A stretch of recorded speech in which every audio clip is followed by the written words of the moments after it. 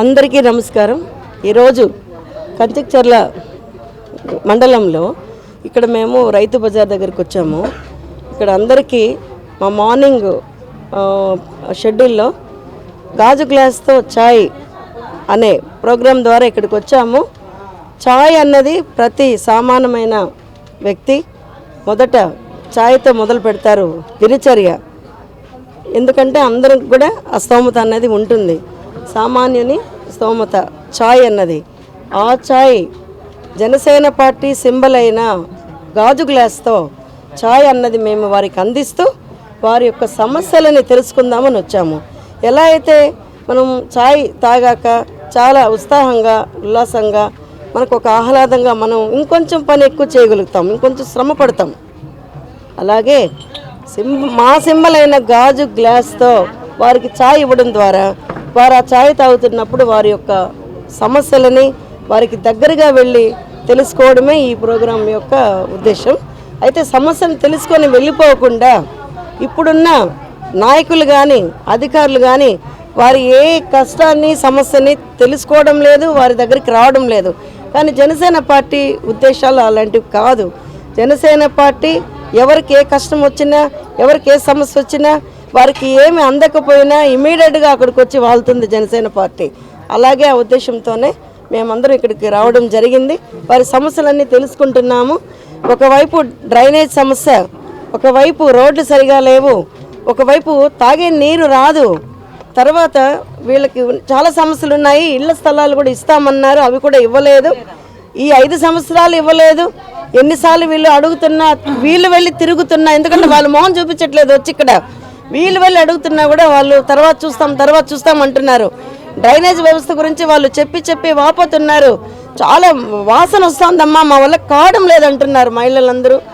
ఇలాంటి పరిస్థితులు ఉన్నాయి. అందువల్లనే మా ఉద్దేశం ఏంటంటే, నాయకులు అనేవాళ్ళు 5 సంవత్సరాలు ఉంటారు, వెళ్ళిపోతారు.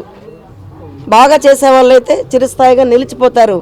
కానీ ఇక్కడ పరిస్థితి, ఇప్పుడున్న అధికార ప్రభుత్వంలో పరిస్థితి కనపడడం లేదు. సమస్యలమయమైపోయింది అంతా, అన్ని చోట్ల అందరిది ఒకటే బాధలు. వారికి రావాల్సిన పథకాలు కూడా రావడం లేదు. వాళ్ళు ఎక్కడికి వెళ్తారు, ఇంకా ఎలా బ్రతుకుతారు? వారు కోరేదేంటి? మనిషికి కావాల్సిన కొన్ని మౌలిక సదుపాయాలు ఉంటాయి. గాలి, నీరు, తిండి, గుడ్డ, నీడ. ఈ 5 కూడా వారికి అందడం లేదు. గాలి కూడా అందడం లేదు. ఇప్పుడు చెప్పాలంటే ఊపిరాడని పరిస్థితి వచ్చేసింది వాళ్ళందరికీ. ఎందుకంటే మొత్తం కాలుష్యమే. వారు ఏదైనా గాలి పీల్చాలన్నా వదలాలన్నా ఈ డ్రైనేజ్ సిస్టమ్ వల్ల ఆ దుర్వాసన అంతా వెళ్ళిపోతూ ఉంది. బిడ్డలందరూ జబ్బుల బారి పడుతున్నారని వాళ్ళు చెప్తున్నారు, బాధపడుతున్నారు. వారి బాధలు ఇంకెవరికి చెప్పుకుంటారు? ఆ ఉద్దేశంతోనే పవన్ కళ్యాణ్ గారు 10 సంవత్సరాలైంది జనసేన పార్టీ స్థాపించి. ఎక్కడ కూడా ఆపకుండా ప్రజా సమస్యల వైపు మేము అందరికీ దగ్గరికి వెళుతున్నాము. వారి గడపలు దొక్కుతున్నాము, వారి ముంగిట్లో వాళ్తున్నాము. వారి ప్రతి కష్టము మాకొచ్చినట్టుగా మేము భావిస్తున్నాము. తప్పకుండా ఈ సమస్యలన్నిటికీ పరిష్కారం చేసి తీరుతామని మేము చెప్తున్నాము. జై జనసేన, జై హింద్. మేడం, మీకు టీడీపీ జనసేన అలయన్స్లో టికెట్ కన్ఫర్మేషన్ ఇచ్చారా? రాబోయే రోజుల్లో తర్వాత తెలుస్తుందండి, తొందరలో తెలుస్తుంది. వస్తుంది కదండి, మరి మీరే అనుకోండి అంతే. దాని గురించి అయితే నేనేం చెప్పలేను. సో నా పని నాది, నా వర్క్ నేను చేసుకుంటూ వెళ్ళిపోవడమే. ఎందుకంటే మా అధినాయకులు పవన్ కళ్యాణ్ గారు, నాదెళ్ల మనోహర్ గారు, వారి సూచనల మేరకు వారు ఏం చేయమంటే అది ఆ పని చేసుకుంటూ వెళ్ళిపోవడమే మేము తెలుసుకున్నాము. మాకు అదే మేము నేర్చుకున్నది వారి దగ్గర నుండి. వర్క్ చేసుకుంటూ వెళ్ళిపోవాలి, హార్డ్ వర్క్, ప్రజల వైపు వెళ్ళాలి. ముఖ్యంగా అండి, మేమందరం పవన్ కళ్యాణ్ గారి ద్వారా తెలుసుకున్నది ఏంటంటే, పదవులు శాశ్వతం కాదు. ప్రజలు వారి గుండెల్లో స్థానం సంపాదించుకోవడం అన్నదే చిరకాలం నిలిచిపోయే శాశ్వతమైన స్థానము. ఆ పేరు కూడా ఎలా నిలుస్తుంది అంటే, చేసే పనులు, ఆ పనులు శాశ్వతంగా నిలిచిపోవాలని కోరుకుంటాము. మాకొచ్చే పేరు కంటే కూడా మా ద్వారా మేము చేసే పనులు చిరకాలం శాశ్వతంగా ప్రజల మధ్య ఉండిపోవాలని మనసారా కోరుకుంటుంది మా జనసేన పార్టీ. పవన్ కళ్యాణ్ గారు మీకు ఏమైనా హామీ ఏమి ఇచ్చారండి? పవన్ కళ్యాణ్ గారు మొట్టమొదట నాకు కండువా కప్పిన మొట్టమొదటి మహిళను నేను. నాకు అదే బాధ్యతగా నేను తీసుకొని ఆ రోజు నుండి ఈ రోజు వరకు చేస్తున్నాను. హామీ అంటే పార్టీలోకి నన్ను ఆహ్వానించి నా మెళ్ళ కండువా వేయడం అన్నదే నాకు ఆయన ఇచ్చిన గౌరవము, నా బాధ్యతగా నేను భావించి నేను నడుస్తున్నాను. మేడం 5 సంవత్సరాల్లో ఎదుర్కొన్న సమస్యలను టీ తాగి 5 నిమిషాల్లో మీ సమస్యలను తెలుసుకుంటున్నారు. ఎలానే వారికి ఎలా భరోసా ఇవ్వగలరు? టీ తాగే క్షణంలో కాదండి, టీ తాగడం అన్నది వారు ప్రతిరోజు వారు ఇంట్లో వాళ్ళు కష్టపడి వాళ్ళు టీలు చేసి ఇస్తారు, అందరికి ఇస్తారు, బయటకు వచ్చి టీ తాగుతారు. జనసేన పార్టీ అలా కాదు, వారి కష్టం తెలుసుకోవడం కోసం. ఇప్పుడు ఏమండి ఒకటి చెప్తాను, కొంతమంది 10 సంవత్సరాలు 20 సంవత్సరాలు కూడా చేయలేని పని మనం ప్రతి మనిషి దగ్గరికి వెళ్ళి మనం నించొని వారి బాధ అన్నది వింటే వాళ్ళల్లో ఒక క్షణంలో కూడా మార్పు రావచ్చు. వారి కష్టాన్ని వినాలి ముందు. మేము ఇక్కడికి అంతా వచ్చింది మాకేదో ఓట్లు కావాలని అడగడానికి. ప్రస్తుతం చాలామంది చేస్తున్నది అదే. అధికార పార్టీ అలా చేసే పైకి వచ్చింది. అబద్ధాల వాగ్దానాలు ఎన్నో చేసి పీఠం ఎక్కి కూర్చొని ఉంది. కానీ మేము అది పని చేయడం లేదు. పదవులు కావాలి లేకపోతే మేమేదో అనుభవించాలి అని రాలేదు. ఇక్కడ మీ కష్టాలన్నీ తెలుసుకొని వాటికి పరిష్కారం చేయడం అన్నదే మా యొక్క ఆశయం అండి.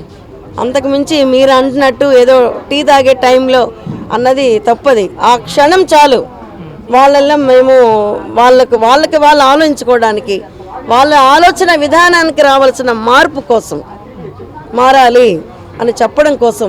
ఎందువల్లంటే వారికి తెలియదు, వారికి ఉన్న హక్కుల గురించి వారికి తెలియదు. ఇక్కడ చాలా ఉన్నాయి. ప్రభుత్వం నుండి వీరు అమలు చేయాల్సినవి, ప్రభుత్వం నుండి చాలా హక్కులు, ప్రజలకి రావాల్సిన హక్కులు, పథకాలు ఉన్నాయి. ఎవరికి ఇక్కడ భిక్షం వేయడం లేదు ఏ ప్రభుత్వం. వారి హక్కులు, వారికి రావాల్సిన, వారికి చెందాల్సిన పథకాల ద్వారా వారు పొందాల్సినవి ఎన్నో ఉన్నాయి వారి జీవితాల్లో. అవి ఏవి కూడా చేరడం లేదు. కాబట్టి ఛాయ్తో మేము వాళ్ళని అడుగుతున్నాము. వాళ్ళ క్షణంలో వాళ్ళు చెప్పాల్సినవన్నీ చెప్తున్నారు. ఛాయ్ తాగితే కొంతమంది కళ్ళల్లో నీళ్లు నింపుకుంటున్నారంటే అదే చాలు. మేము వారి దగ్గరకు రాగానే వాళ్ళ గుండె ద్రవించింది అనడానికి. మేము ఇక్కడ ఛాయ్ చుక్క చూడడం లేదు, వారిలో కన్నీటి చుక్క చూస్తున్నాం మేము. ఇటు ఏరియా చూడండి 5 సంవత్సరాల క్రితం ఎలక్షన్లో ఓటేశారు. ఇళ్ల స్థలాలు పక్కా ఇప్పిస్తారన్నారు. పేద ప్రజలు చూడండి, ఈ ఏరియాలో 50 ఇళ్ళు ఉన్నాయి. ఒక్కళ్ళు కూడా సక్రమైన ఇల్లు లేక, వాకిళ్ళు లేక ఎంత ఇబ్బంది పడుతున్నారు. ఇళ్ళు సరిపోక సతమతం అవుతున్నారు ఇళ్లలో. పేద పిల్ల, ఆడపిల్ల పెళ్లిళ్ళు చేసుకుంటానన్న కూడా ముఖ్యమంత్రి అయినా ఎవరైనా సరే 1 లక్ష రూపాయలు. మాలాంటి పేదోళ్ళకి షాదీఖానా కూడా లేదు. ఇళ్ల ముందు స్థలాలు పెట్టుకోవడానికి ఇబ్బంది పడుతున్నారు. చూడండి ఆ ఏరియాలో చూడండి, మీరు చూసి మాట్లాడండి. మేము ఎందుకు చెప్తున్నావు కాదు, నా పూట ఆమెకంటే జరిగిద్ది. పేద ప్రజలకి ఎట్లా జరిగిద్దండి? ఉన్నామంటది, లేనామంటది. ఇబ్బంది. పెళ్లి జరుగుతున్నా కూడా ఆ ఇంటి ముందరే టెంట్ వేసుకొని చేసుకోవాల్సింది. సరిపోని స్థలాలతో చాలా ఇబ్బంది పడుతున్నారు వాళ్ళు. స్కూల్ పిల్లలకి అమ్మఒడి డబ్బులు అన్నీ వస్తున్నాయి, జరగట్లేదు అనట్లేదు. పిల్లల గురించి చూడండి, ఒక్కసారి భవిష్యత్తు చూడండి, పిల్లల భవిష్యత్తు. అద్దెళ్ళకి అట్లే పోతున్నాం. మొగులు చూస్తే తాగుపోతాం, మేము తెచ్చుకుంటున్నట్టు లేత లేదు. ఆ స్థలాలు లేక బాధపడుతున్నాం. మద్యపానం వల్ల, ఇక్కడ ఉన్న ఎక్కువ షాపుల వల్ల అసలు మీ జీవితాలు ఇళ్లలో ఉన్న మగవాళ్ళకి వాళ్ళు ఏం చేయడం లేదు. తర్వాత తొందరగా వాళ్ళు ప్రాణాలు పోగొట్టుకుంటున్నారు. ఈ వ్యాపారం మేము ఎంత తెచ్చుకున్నా కానీ అంత తెచ్చుకుంటే తిన్నట్లు లేత లేదు. ఈ స్థలాలు లేదు, అద్దెలకి అట్లే పోతున్నాం. మారాలి కదమ్మా, ఎందుకంటే ఇప్పుడున్న అధికారం ప్రభుత్వం వల్ల ఇవన్నీ వైఫల్యాలు. ఇవన్నీ మీ అందరూ కూడా ఆలోచించండి. ఏమన్నా మరి అంటే ఇప్పుడు ఈ 5 ఏళ్లలో ఎవరన్నా వచ్చి మిమ్మల్ని పలకరించిన వాళ్ళు ఉన్నారా? ఎలక్షన్ ముందా అది చెప్పండి మీరే, ఎందుకంటే అది మీ నుండే రావాలి. ఎందుకు వస్తున్నారు అనేది మరి మీరే తెలుసుకోండి. ఇప్పుడు 5 ఏళ్ల ముందు ఎలక్షన్ ముందు వచ్చారు.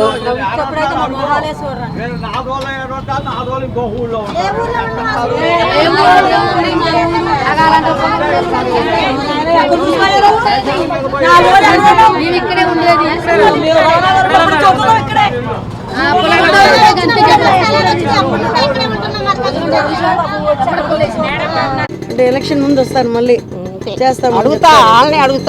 అడుగుతారా? అడగకుండా ఉండను. లాభం ఏంది ఏమన్నా? మేము గెలిస్తే, మేము ఓట్లు అయితే వాడు గెలిచేది. అది అవును. గెలిచారు. మీకు కూడా వాళ్ళేమి భిక్షం ఇట్లా మీకు రావాల్సిన పథకాలు చాలా ఉన్నాయి, అవి మీకు కూడా తెలియదు. నేను అవగాహన చేస్తాను, నేను మీకు తెలియజేస్తాను ఏమున్నాయి ఏంటన్నది. మీరు హక్కుగా మీరు పొందాల్సినవి చాలా ఉన్నాయి, అవి చేద్దాం తప్పకుండా అమ్మా. సరేనా? నమ్మకం ఉంచండి. తలకాయ కాడ ఒకటి కొట్టినట్టు అమ్మినట్టు ఈ ముక్క బాగుంటుంది అన్నట్టు అక్కడి నుంచి మొదలుపెట్టి ఇక్కడ ఒక ముక్క డ్రైనేజ్ ఇదండి. ఇది వాళ్ళు ఏంటంటే రైతు బజార్ నీళ్లు పోవటం కోసం ఈ కొంచెం వాళ్ళు తీసుకున్నారు.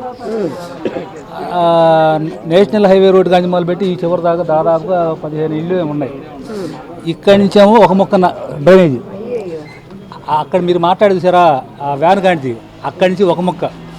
ఈ ఎంత వ్యవస్థ ఎలా ఉంటుందంటే వర్షాకాలం వస్తే దాదాపుగా 2 మోకాళ్ళ నీళ్లు ఆగుతాయి, ఇక్కడ నీళ్ళు ఆగుతాయి. దేవుడి దయ ఏంటంటే అన్ని నీళ్ళు ఆగినా కూడా ఎవరికి ఇలాంటి డెంగ్యూ జ్వరాలు, టైఫాయిడ్ జ్వరాలు మరి అదొక సంతోషం. మేము దేవుడిని అది ఒక గొప్పతనంగా అయితే మేము ఎన్నో పార్టీలకి పనిచేసాం. మేము తెలుగుదేశానికి పనిచేసాం, సిపిఎంలో పనిచేసాం, వైఎస్ఆర్కి పనిచేసాం. కానీ మా సమస్యలు 50 సంవత్సరాల నుంచి మా సమస్యగానే ఉన్నాయి. మేము 50 సంవత్సరాలు నాకు వచ్చినాయి, దాదాపుగా నాకు 10 సంవత్సరాలు వచ్చినది ఓటు వేస్తూనే ఉన్నా. వచ్చిన నాయకుడి వల్ల ఈ సమస్యలు చెబుతూనే ఉన్నాం. ఇది గమనించాలి మీరు. వచ్చిన నాయకుడి వల్ల ఈ సమస్యలు చెబుతూనే ఉన్నాం.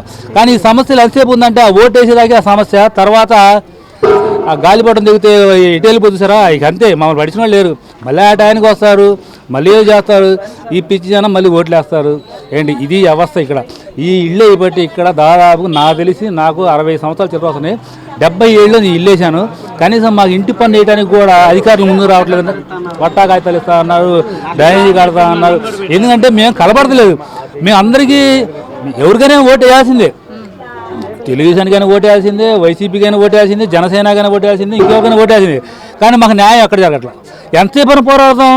వచ్చినప్పుడల్లా అడుగుతూనే ఉన్నాం. ఇప్పుడు మీరు వచ్చారు, మా సమస్యలు చెప్పాం, ఇంకోళ్ళు వస్తారు సమస్య చెప్పాం. మా సమస్య తీరేవాళ్ళు మాకు నాయకులు కావాలి. కానీ మాకు ఎన్నిసార్లు మాట్లాడిపోయినా ఇలా ఓటు అడిగిపోయిన వాళ్ళకి మాకు కూడా చిరాకు. ఒకసారి ఓటు అయిపోతే ఏమవుతుందంటే ఏమైంది, జనాభా లిస్టులో పోకుండా పోవడం అంతే కదా, నష్టమే లేదు అక్కడ. జనాభా లెక్కలో ఓట్లు లేకపోతే ఆ లేడీని అనుకుంటారు, అంతేగాని మాకు ప్రాణాలయం పోవు కదా. మరి ఈ సమస్యలు 50 సంవత్సరాలు మాకు ఈ సమస్యలు కానీ ఉన్నాయంటే మేము ఎంత దీర్ఘాని పరిస్థితిలో ఉన్నామో మీరు ఆలోచించండి. మార్పు కోసమే అండి, అంతేగాని మేము తగాదానికి కాదు. మీరు అడిగారని మా కోపరాబాలు లేవు. చెప్పండి. ఇప్పుడు ఇది మళ్ళీ మీరు అప్లై చేసుకున్నారు, మళ్ళీ ఎవరన్నా మిమ్మల్ని వచ్చి ఎంక్వైరీ చేశారా? మీ పరిస్థితికి అనుకోవడం కానీ మీకు ఏదన్నా సహాయం అందించడం కానీ చేయలేదా? ఒకసారి అది చెప్పండి, చెప్పండి ఒకసారి గట్టిగా చెప్పండి. చెప్పండి, పర్వాలేదు, భయపడద్దు. భయం అనేది పక్కన పెట్టేయండి, ఏం కాదు మీకు. మేమంతా ఉంటాం అండగా. ఏదో ఒక్కసారి వచ్చి కళ్యాణ్ గారి వరకు నేను తీసుకెళ్తాను ఈ విషయాన్ని. ఎన్ని మాట పెట్టారు, పెడితే ఏమన్నారు? పెన్షన్ ఎంత వస్తుంది? పెన్షన్ మాత్రం 3000 వస్తుంది మేడం.